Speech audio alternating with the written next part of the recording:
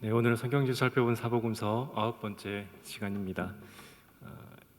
예수님 마지막 공생의 3년차 하반기 사역인 초막절부터 또 베레아 사역까지를 오늘 함께 살펴보도록 하겠습니다.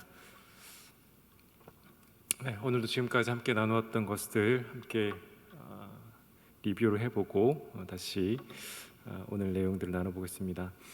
탄생부터 공생의 1년차까지 사역은 베들레헴부터 탄생부터 시작하셔서 애국으로 피신하시고 또 나사렛 목수의 삶, 또 예루살렘 12세까지 삶을 우리 살펴봤고요. 그리고 본격적으로 30세가 되어서 요단강 세례를 통해 예수님 공생의 사역이 시작됩니다. 그의 광야 시험, 가나 혼인잔치를 통한 첫 번째 이적, 또 예루살렘 성전 청결 사건, 마태, 마가, 누가 복음에서는 이 성전 청결 사건이 예수님 공생의 마지막 때쯤에 나오지만 사도 요한은 예수님 공생의 초기에 성전 청결 사건이 일어났음을 우리에게 밝혀 드러내 주었습니다. 그리고 니고데모를 만나서 거듭남의 사건을, 그리고 사마리아를 통과하는 그 시간을 통해 울무가 여인을 만나 주신 또 예수님을, 또 고향으로 돌아오셔서 배척당하시고 갈릴리에서 네 제자와 레위를 부르시고, 또 가버나움에서 귀신을 쫓아내고 베드로 장무의 열병을 고치시고 나병 환자와 중풍병자를 고치시며 공생의 1년차를 보내셨습니다. 공생 2년차 시작은 또 예루살렘으로 가셔서 38년 된 병자를 고치심으로 공생 2년차 사역을 시작하셨습니다. 이후 안식일의 병자를 고치시는 것을 통해 안식일 논쟁이 시작되었고, 바리새인들이 이때부터 예수님을 또 죽이고자 하는 여러 가지 시도들이 있었습니다. 잘 알고 있는 팔복산에서 팔복의 말씀을, 산상수훈의 말씀을, 그리고 12 제자를 부르시고 가버나움에서 백보자 하인을 고치시고, 또 나인성에서 과부의 아들을 살리셨습니다. 또 갈릴리 바다를 지나가시면서 풍랑 있는 바다를 잠잠하게 하셨고, 또 거라사, 데가볼리 지역, 이방인들이 사는 지역으로 가셔서 군대 귀신을 쫓아내셨습니다. 다시 가버나움으로 오셔서 야이로의 딸을 고치셨고, 고향으로 오셔서 두 번째 배척을 당하시고 12 제자를 파송하셨습니다. 우리 지난주까지 살펴본 우리 공생의 3년차 상반기는 주로 갈릴리에서 사역을 하셨습니다. 우리가 잘 알고 있는 벳세다의 오병이어 사건을 통해 예수 그리스도께서 생명의 떡이심을 보여주셨고, 이 가버나움을 갈릴리 바다를 통해 가시면서 무리를 또 걸으시는 모습을 보여주셨습니다. 게네사렛 지역에서는 이 장로들의 전통을 책망하시는 또 예수님의 모습을, 그리고 밑을 막달라 지역을 지나서 두로 지역에 가서는 이 수로보니게 여인의 딸을 고쳐 주심으로 이방 지역에서도 자신이 예수 그리스도 그리고 메시아이심을 드러내셨습니다. 이후 데가볼리 지역을 가는 길은 예수님께서 공생의 사역 가운데 가장 먼 길을 통과했던 지역이었습니다. 이곳에서 벳세다 지역에서 유대인들에게 자신 생명의 떡이심을 보여주는 것처럼 이 데가볼리 이방인들이 사는 지역에서 자신들이 예수 그리스도께서 생명의 떡 되신 분이심을 이 칠병이의 기적을 통해 보여주셨습니다. 다시 막달라 지역으로 오셔서 이 요나의 표적을 통해 자신이 죽으시고 3일 만에 다시 살아나실 것임을 보여주셨고, 다시 이 오병이어 사건을 일으켰던 벳세다 지역으로 가시면서 바리새인과 헤롯의 누룩을 조심하라는 말씀을 해주셨습니다. 그곳에서 또 맹인을 고쳐주셨고, 북쪽 가이사랴 빌립보 지역, 빌리방이 지었던 이 가이사랴 빌립보 지역 신전이 있던 곳에서 예수 그리스도만이 참 신임을 이 베드로의 신앙 고백을 통해 드러내셨습니다. 그리고 변화산으로 올라가셔서 자신이 죽으실 것을 보여주시고, 예수 그리스도께서 하나님의 아들이심을 하늘에서 들리는 음성을 통해 들려주십니다. 또 내려오셔서 기도를 통해 모든 것을 할 수 있음을 제자들에게 보여주시고, 가버나움 본동네로 오셔서 이 반세기 사건을 통해 이 갈릴리 지역에서 큰 사역을 마무리하셨습니다. 여기까지가 지난 시간까지 나왔던 내용이고요. 오늘은 공생의 3년차 하반기 예루살렘 사역입니다. 상반기까지는 주로 갈릴리 지역에서 사역을 하셨고, 이 하반기는 주로 예루살렘과 유대 지역에서 사역을 하시고 예수님 마지막 그 일주일을 맞이하게 됩니다. 오늘 살펴볼 내용은 예루살렘에서 초막절을 보내시고 또 70인의 제자를 파송하시고 다시 예루살렘에서 수전절을 보내시고 또 베레아 지역을 물러나셔서 잃은 것을 찾으시는 비유의 말씀을 하십니다. 주로 오늘 살펴볼 말씀은 요한복음과 누가복음에 기록되어 있는 말씀이라는 것을 또 기억하며 함께 나눴으면 좋겠습니다. 이스라엘에 많은 절기가 있지만 오늘 살펴본 내용은 31번에 말했던 것처럼 초막절입니다. 이 초막절은 겨울에 들어가기에 앞서 열매를 주신 하나님께 감사하고 겨울에 비를 내려주실 것을 또 기도하며 하나님을 붙잡아야 하는 그 절기가 초막절입니다. 예수님의 6월절에 예수님의 죽으심과 부활과 관련이 있다면, 그리고 오순절이 성령 감림절과 관련이 있다면, 이 초막절은 나팔절, 속죄일과 함께 또 예수님 다시 오실 것에 관련이 있습니다. 초막절은 이 오른쪽 사진을 보시는 것처럼 나무 실과와 종미나무 가지와 무성한 나무 가지와 시내 버들을 취하여 너희 하나님 여호와 앞에서 이레 동안 즐거워할 것이라. 초막, 이 이스라엘 백성들이 광야에서 그 초막에서 지냈던 것을 기념하며 하나님께서 그들의 능력과 또 보호자가 되심을 또 기념해야 하는 것이 이 초막절입니다. 예수님께서 이 초막절에 예루살렘을 올라가셨습니다. 요한복음 7장 37절 말씀을 보시면 명절 끝날 곧 큰 날에 예수께서 서서 외쳐 이르시되 누구든지 목마르거든 내게로 와서 마시라고 말씀하셨습니다. 이 명절 끝날이 이 초막절입니다. 특별히 예수님께서 이날에 누구든지 목마르거든 내게로 와서 마시라고 말씀하셨던 이유는 좀 전 앞에서 말씀하셨던 것처럼 이 초막이 우기와 관련이 있기 때문이었습니다. 초막절, 겨울에 들어가기 앞서 열매를 주신 하나님께 감사하는, 이들이 기도해 드렸던 것이 겨울에 비를 내려주실 것을 기도했던 것처럼 이 초막절을 후에 우기가 시작되기 때문에 이 초막절을 떠올릴 때 이스라엘 백성들은 비와 물을 떠올릴 수밖에 없었습니다. 그때 예루살렘에 올라가신 예수님은 그들에게 누구든지 목마르거든 내게로 와서 마시라. 자신이 생수 대신, 그 영원한 생수 대신, 목마르지 않는 생수 되심을 이 초막절, 이 절기를 통해 그들에게 나타내신 것입니다. 특별히 초막절은 에스겔 말씀을 떠올리게 합니다. 그가 나를 성전문에 이르시니 데리시고 성전문에 이르시니 성전의 앞쪽이 동쪽을 향하였는데 그 문지방 밑에서 물이 나와 동쪽으로 흐르다가 성전 오른쪽 제단 남쪽으로 흘러 내리더라고 말씀합니다. 특별히 에스겔 말씀은 이 성전에서 흐르는 물을 통해 다시 이스라엘이 회복될 것을 보여주는 것이 이 에스겔 말씀입니다. 예수님은 이 초막절에 예루살렘으로 올라가셔서 자신이 생수 대신, 마르지 않는 생수 되심을 그들에게 보여주고 그들이 나에게로 와서 누구든지 목마르거든 내게로 와서 마시라. 그 우기 때 내리고 없어지는 그 물이 아니라 영원한 생수 대신 자신에게로 와서 마시고 구원을 받으라는 말씀을 특별히 초막절 절기 가운데 예루살렘을 올라가셔서 그들에게 말씀하셨던 것입니다.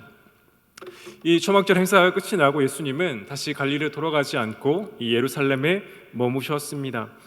특별히 감람산 동쪽 베다니에 머무시다가 이 가늠한 여인의 문제를 가지고 오는 그 바리새인들과 대화를 통해 이 가늠한 여인을 회복시키는 사건을 우리는 볼 수 있습니다. 특별히 초막절 마지막 날 성전을 밤새도록 밝히는 빛의 축제가 있습니다. 그래서 예수님은 그들에게 나는 세상의 빛이라고 말씀하신 이유가 바로 여기에 있는 것입니다. 특별히 그때 바리새인과 서기관들이 음행 중에 잡힌 여자를 끌고 와서 가운데 세웠다라고 말합니다. 주님을 올무매어서 주님을 고발하기 위해서 이 가늠한 한 여인을 데리고 온 것입니다. 그때 예수님께서 우리 잘 알고 있는 것처럼 땅에 무언가를 쓰셨다라고 말합니다. 사실 예수님께서 그때 무엇을 쓰셨는지는 우리가 정확하게 알 수 없습니다. 그런데 빛의 축제 때 부르던 노래가 있었습니다. 노인들은 오 기쁨 우리 젊은이 헌신자, 지혜자여 우리 노인에게 수치를 돌리지 마소서라고 말했고, 참회자는 오 기쁘다, 우리 노인과 함께 젊은이의 죄를 씻을 수 있습니다. 다 함께 젊을 때 죄의 사함을 받는 자는 복되도다. 죄를 지었지만 죄의 사함을 받는 자는 복이 있을지어다라는 이 노래를 이 초막절 마지막 빛의 축제 때 불렀다고 합니다. 주님이 어떤 글씨를 써서 그를 고발했던 많은 이들이 돌아가셨는지 알 수 없지만, 이 빛의 축제 때 부르던 노래의 가사와 같이 우리 모두가 스스로에게 죄인임을 드러냈고, 그를 고발할 자가 아무도 없어졌고, 주님이 그를 여인을 치유하시고 다시 죄를 짓지 말고 살아가라는 말씀을 하셨음을 우리가 추측해 볼 수 있습니다.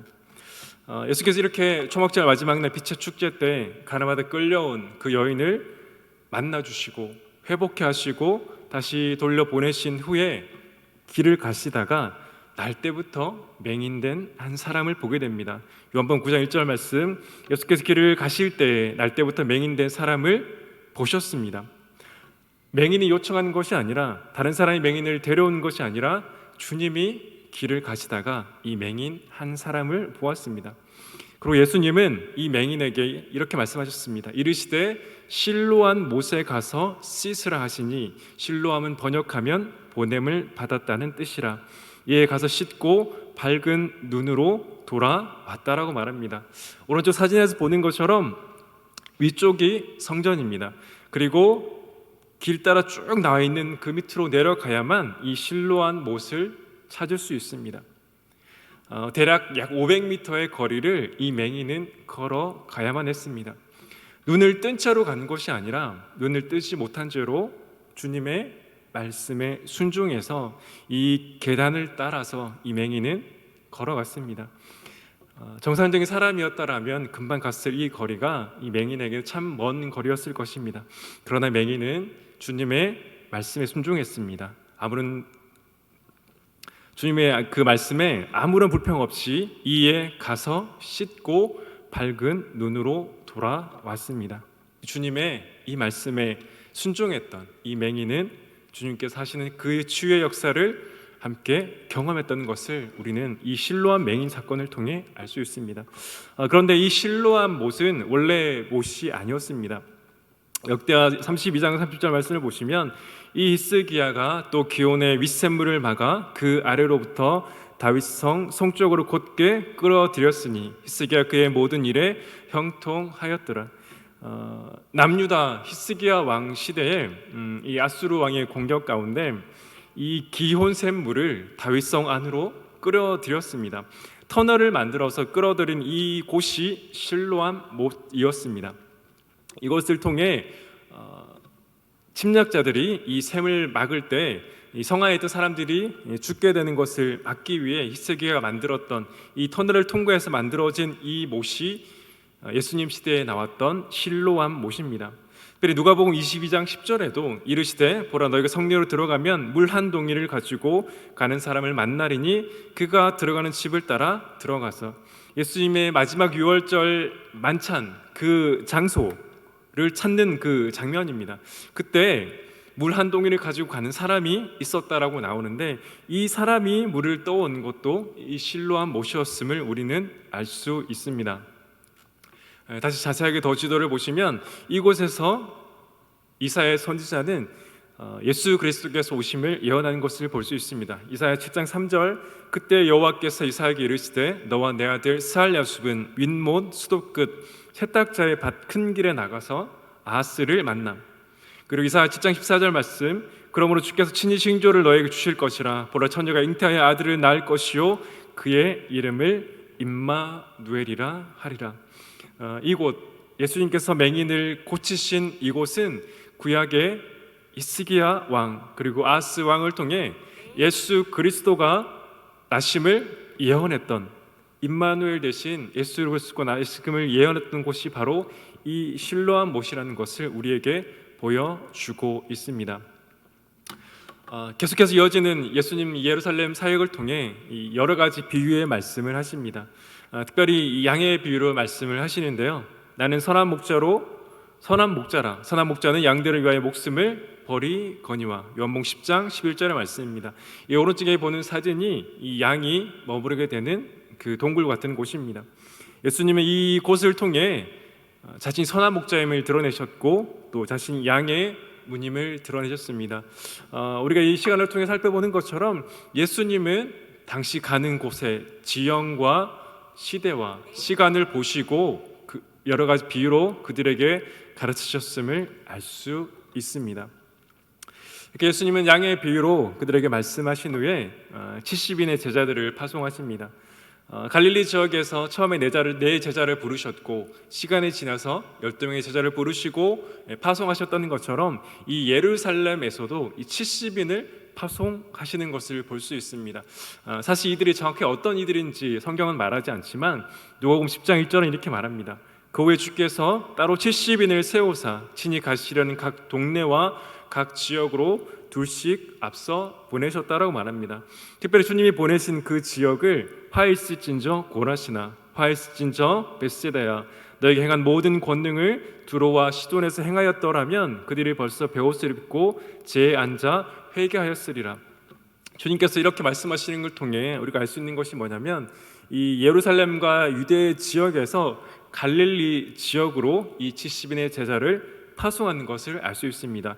고라신, 벳세다, 두로, 시도니, 주님이 갈릴리 지역에 사역했을 때 그 나왔던 지역 명칭임을 우리가 기억한다라면 이 70인의 제자의 파송은 예루살렘에서 갈릴리 지역으로 보내셔서 그들에게 복음 전하시고 치유하시는 사건을 일으켰음을 우리가 알 수 있습니다.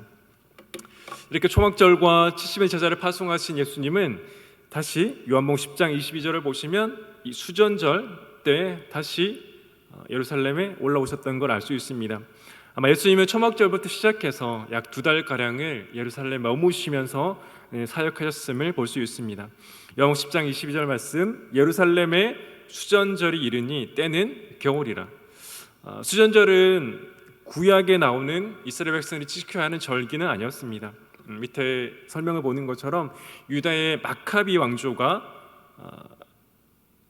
성전을 청결하게 한 것을 기념하여 지키는 절기입니다. 이스라엘 백성들이 이 중간기, 구약이 끝이 나고 신약 시작되는 그 중간기 시대에 여러 나라로부터 점령을 당하고 잠시 회복됐던 시기가 있었습니다. 그때 이 마카비 왕조, 마카비가 성전을 청결하게 하는 것을 기념하여 지켰던 절기입니다. 우리나라는 음력 25일로 우리나라의 성탄절, 이 크리스마스 시기에 지켜졌던 것을 알 수 있습니다. 그래서 요한복음 10장 22절도 이 수전절이 이 겨울에 일어났음을 보여주고 있습니다. 옆에 수전절의 하누카라는 이 사진이 있습니다. 이 수전절 때는 성전 청결에 8일이 걸렸던 것 기념해서 하루에 한 개씩 8일 동안 8개의 촛불을 켰습니다.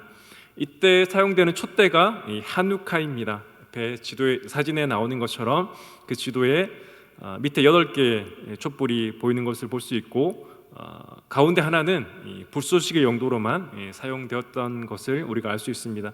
그래서 수전절인 가정마다 이 성전 청결을 했던 것을 기념하는 그 시기로 촛불을 켜는 빛의 절기였습니다. 예수님은 이때 이 수전절에 그들에게 또 말씀하셨습니다. 나와 아버지는 하나이니라. 요한복음 10장 30절 말씀, 또 10장 29절 말씀, 그들이 다시 예수를 잡고자 하였으나 손에서 벗어나 나가시니라. 주님은 다시 이때 그 예루살렘에서 그들에게 자신이 하나님 아버지와 하나이심을 그들에게 드러내었습니다. 이 말을 들은 이 바리새인들은 다시 더 예수님을 죽이고자 하는 그런 마음들이 그들 가운데 더 생겼던 그 모습이 이 수전절에 일어났습니다. 이후에 우리가 잘 알고 있는 이 선한 사마리아인의 비유가 이어서 말씀하십니다. 예수께서 대답하여 이르시되 어떤 사람이 예루살렘에서 여리고로 내려가다가 강도를 만나매 강도들이 그 옷을 벗기고 때려 거의 죽은 것을 버리고 갔더라라고 말합니다. 우리 계속해서 살펴봤다는 것처럼 갈릴리에서 예수님이 예루살렘으로 가실 때 요단강을 건너서 내려와서 여리고 앞에서 다시 요단강을 건너고 그곳에서 예루살렘으로 올라갔습니다. 다시 예루살렘으로 여리고로 내려가는 길도 도보로 약 9시간 이상이 걸리는 길이었고, 오른쪽에 이 사진으로 보는 것처럼 매우 험한 지역이 예루살렘으로 여리고로 내려가는 길, 여리고에서 예루살렘으로 올라가는 길이었습니다. 그래서 이 말씀 그대로 예루살렘에서 여리고로 가는 길은 정말 위험한 길이었습니다. 특별히 그곳에서 많은 강도들이 있었습니다. 그래서 홀로 갈 수 없는 길이 이 길이었습니다. 그때 강도들이 그 옷을 벗기고 때려 거의 죽은 것을 버리고 갔더라. 사실 이 상태라면 이 사람은 살아날 확률이 거의 없었던 길이 이 예루살렘에서 여리고로 내려가는 길, 여리고에서 예루살렘으로 올라가는 길이었습니다. 예수님은 이 길에 실제적인 위협이 있던 그 길을 가지고 오셔서 그때 어떤 자가 그의 이웃이었나를 그들에게 여쭈어보시고 그들을 정말 어렵고 힘든 자를 돕는 것이 정말 선한 사마리아인의 비유임을 그들에게 가르치셨던 것입니다. 예수님은 계속해서 사마리아의 비유를 마친 후에 그들에게 기도를 가르치셨습니다. 마태, 마가 복음을 보시면 예수님의 주님의 기도가 이 전반부에 나오는 것을 볼 수 있지만 순차적으로 사건별로 기록한 누가복음을 보면 이때 예수님께서 주님의 기도, 너희는 기도할 때 이렇게 하라, 우리가 잘 알고 있는 그 주기도문을 가르치셨음을 우리가 생각할 수 있습니다. 옆에 보시는 사진은 예루살렘의 주기도문 교회입니다. 이후 예수님은 이곳에서 갈릴리 지역에서 여러 가지 비유로 그들에게 가르치셨던 것처럼 이 예루살렘 지역에서도 여러 가지 비유로 가르치셨습니다. 누가복음 13장 6절 말씀, 이에 비유로 말씀하시되 한 사람이 포도원에 무화과 나무를 심는 것이 있더니 와서 그 열매를 고했으나 얻지 못하였던지라. 갈릴리 지역에서 씨 뿌른 비유와 겨자씨 비유, 여러 가지 비유로 그들에게 말씀하셨던 것처럼 이 예루살렘 지역에서도 그 지역에 맞는 여러 가지 비유를 가져오셔서 그들에게 가르치십니다. 이 무화과 나무 비유가 있고요, 그리고 실로암 망대의 비유, 그리고 겨자씨만한 믿음에 대한 비유, 요나의 표적과 또 참새, 우리의 생명을 비교하는 여러 가지 말씀들을 또 이곳에서도 비유를 통해서 그들에게 가르치셨던 것을 알 수 있습니다. 예수님은 그 땅의 지역과 그 땅의 문화와 그 시기를 벗어나지 않고 그들이 이해하기 쉽도록 여러 가지 비유를 통해서 말씀하신 것을 알 수 있습니다. 이후 예수님께서 이 예루살렘에서 자신이 아버지와 하나인지라 그 말씀을 하셨던 그 신성 모독을 통해 그들이 다시 예수 그리스도를 잡고자 했습니다. 요한복음 10장 39절에 40절을 보시면 그들이 다시 예수를 잡고자 하였으나 그 손에서 벗어나 나가시니라. 다시 요단강 저편 요한이 처음으로 세례 베풀던 곳에 가서 거기 거하시니. 옆에 지도에 보시면 위쪽에 33번이라고 적혀 있는 곳에 그곳으로 물러나십니다. 예루살렘에서 계시다가 가르치시고 여러 가지 비유로 말씀하시다가 잠시 요한복음 10장 39절 40절을 보는 것처럼 세례를 받았던 그곳에서 잠시 물러나서 거주하십니다. 그리고 그곳에서 이르는 것을 찾는 비유를 그들에게 말씀하셨습니다. 특별히 예수님이 태어나시고 그리고 주로 전반기에 사역하셨던 이 갈릴리 지역은 열린 마음을 가진 이방인들이 많았습니다. 그곳에는 이방인들이 주로 살았기 때문에 문화 자체가 보수적이지 않았습니다. 그런데 예수님께서 하반기 사역에 공생의 3년차 사역 그리고 마지막 일주일 보냈던 이 예루살렘과 유대 지역은 매우 보수적이었습니다. 그 이유는 주로 산지로 이루어져 있는 곳이 이 예루살렘과 이 유대 산지 지역이었기 때문에 사람들과의 교류가 별로 없었습니다. 그리고 종교도 보수적이었고 문화도 보수적이었습니다. 그래서 예수님의 주로 고발하고 주로 예수님을 대적했던 자들은 예루살렘에서 온 바리새인들, 서기관들, 헤롯의 무리들이었습니다.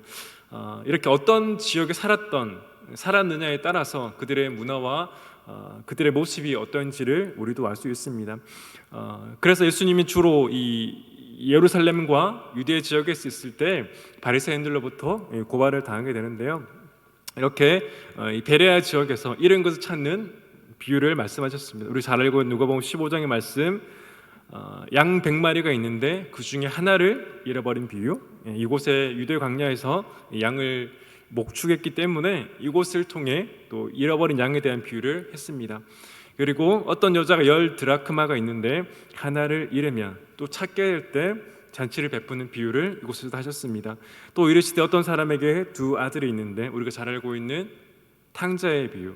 이 아들이 유대 지역에서 돈을 다 잃고 갔던 곳이 저번에도 말씀드린 것처럼 이 데가볼리 지역, 이 대지 우리에 가서 이 쥐업 열매의 모습을 통해 아마 이 아들이 돈을 잃고 이 데가볼리 지역, 대지를 치는 지역까지 갔다가 다시 돌아오는 것임을 우리는 추측해 볼 수 있습니다.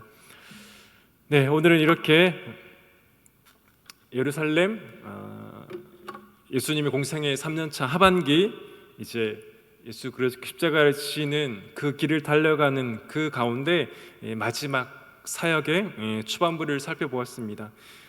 예수 예루살렘에서 초막절을 지키시고 또 베레아에서 이른 걸 찾으시는 그 사건까지 숨막히게 이제 십자가의 길로 달려가는 예수님의 모습을 볼 수 있습니다.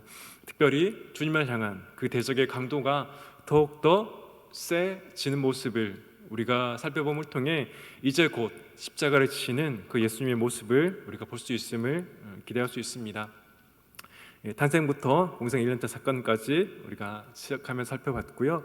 공생 2년차 예루살렘 38년 된 병자부터 나사렛 2번째 배척과 12제자 파손까지, 그리고 지난 시간까지 살펴본 것처럼 공생 3년차 상반기 사역 갈릴리 주로 벳세다 오병이어 사건을 시작해서 가버나움 반세기 사건을 통해 상반기 사건을 마치셨고, 하반기 오늘 살펴본 주로 예루살렘 지역과 유대 지역에서 초막절과 또 수전절과 또 여러 가지 유대 지역의 비유를 통해 그들에게 자신 예수 그리스도의심을 드러내고 자신이 하나님과 하나이심을, 그리고 하나님의 아들로서 여러 가지 일들을 행하셨음을 그들에게 드러내셨고, 특별히 이런 것을 찾는 사건을 통해 유대인들 너희들 역시 내가 잃어버린 자들임을 강조해서 말씀하시며 그들이 주께 돌아와 구원받을 것을 보여주시는 예수님의 모습을 볼 수 있습니다.